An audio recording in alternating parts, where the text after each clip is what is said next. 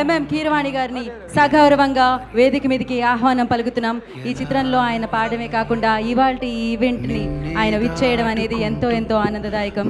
So వారిని సగౌరవంగా వేదిక మీదకి ఆహ్వానం పలుకుతున్నాము. Welcome sir.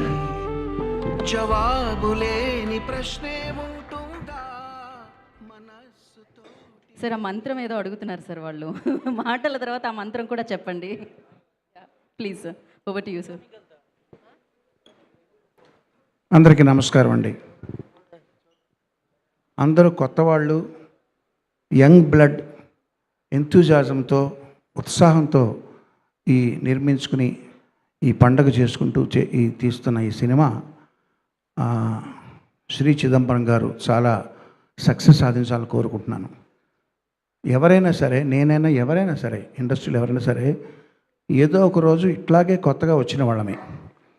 పుడుతూనే ఫస్ట్ సినిమాతోనే ఎవరు సెలబ్రిటీలు కారు. సో నేను కూడా మీలో ఒకరిగా భావిస్తూ, నేను ఇండస్ట్రీకి వచ్చింది పాటలు పాడదామని, ప్లేబ్యాక్ సింగర్గా సెటిల్ అవుదామని. కానీ వచ్చిన కొద్ది రోజుల్లోనే అది ఎంత కష్టమైన విషయం తెలిసింది కాబట్టి నా రూట్ మార్చుకుని సంగీత దర్శకుడిగా నేను ఒక ఉపాధి వెతుక్కున్నాను. అయితే ఇప్పుడు ఇన్ని సంవత్సరాలు అయిన తర్వాత, నాకు ఇప్పుడు 65 సంవత్సరాలు 64 సంవత్సరాలు అండి. ఇప్పుడు ఏంటంటే సంగీత దర్శకత్వం ఉన్న ఉపాధి అయితే, బ్రెడ్ అండ్ బటర్ అయితే, పాటలు పాడడం అనేది హాబీగా పెట్టుకున్నాను. సో వచ్చిన ప్రతి పాట నేను పాడను, ఆ పాట నచ్చాలి. వీరు నన్ను అప్రోచ్ అయినప్పుడు అందులో మెలోడీ నచ్చింది, సాహిత్యం నచ్చింది, అన్నిటికంటే ఆ సినిమా తాలూకు థీమ్ నచ్చింది, ఆ క్యారెక్టరైజేషన్ చెప్పారు. సో అందుకు పాడడానికి ఒప్పుకొని పాడడం జరిగింది. ఈ మధ్య నేను చాలామందికి చెప్తున్న విషయం ఏంటంటే, మీకు నచ్చని, నా దగ్గరికి వచ్చే ఔత్సాహికులకి చెప్పేది, మీకు నచ్చనివి ఏంటని అడుగుతాను. నచ్చని పాటలు, నచ్చని విషయాలు నాకు చెప్పండి అంటాను. ఎందుకంటే నచ్చనివి ఏంటో తెలిసినప్పుడే మీకు నచ్చిన దానికి క్రెడిబిలిటీ ఇస్తాం. ప్రతిదీ మాకు నచ్చిందండి, ప్రతిదీ బాగుందండి అంటే వాళ్ళకి ఒక క్యారెక్టర్ లేనట్టు, వాళ్ళకంటూ ఒక టేస్ట్ లేనట్టు.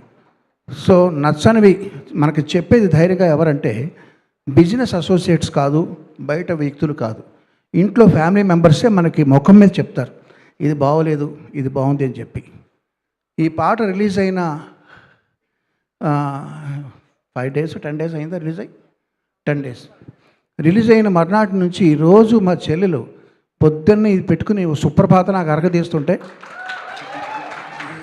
నేను చెప్పా, నీకు ఒకటి నచ్చినప్పుడు అది క్రియేట్ చేసిన వాళ్ళకి ఎక్స్ప్రెస్ చేయడం అనేది అది ధర్మం అని చెప్పి.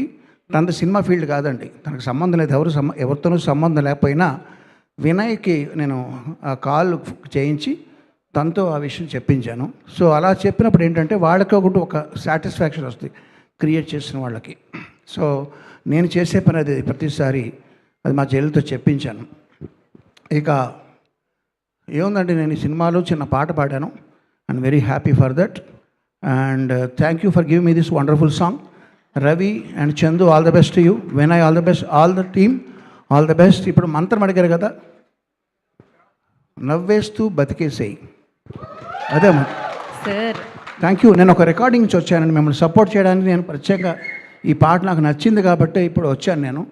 సో మళ్ళీ నేను రికార్డింగ్ కంటిన్యూ చేయడానికి వెళ్ళాలి కాబట్టి క్షమించండి మధ్యలో వెళ్ళిపోతున్నందుకు. All the best dream and I'm happy for this. Thank you sir. ఒక ఫోటో కోసం మీరు వేదిక మీద అందరినీ పిలిచేస్తాను సార్ నేను. అండ్ అలాగే ఒక్క లైన్ మీరు హమ్ చేస్తే బాగుంటుంది సార్ ఖచ్చితంగా. Please please please sir. Yeah. వెళ్ళే దారిలోన ముళ్ళే రావు అంటే ఎలా మరి, ఎలా మరి, చమత్కారమిది చిన్ని జీవితము, ఆరాటాలతో పోరాటము,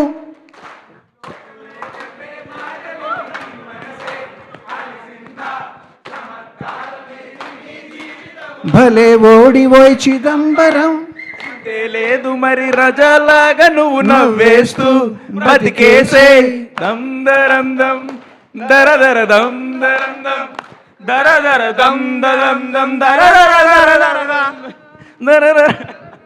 thank you sir. Thank you. All the best. Thank you. I request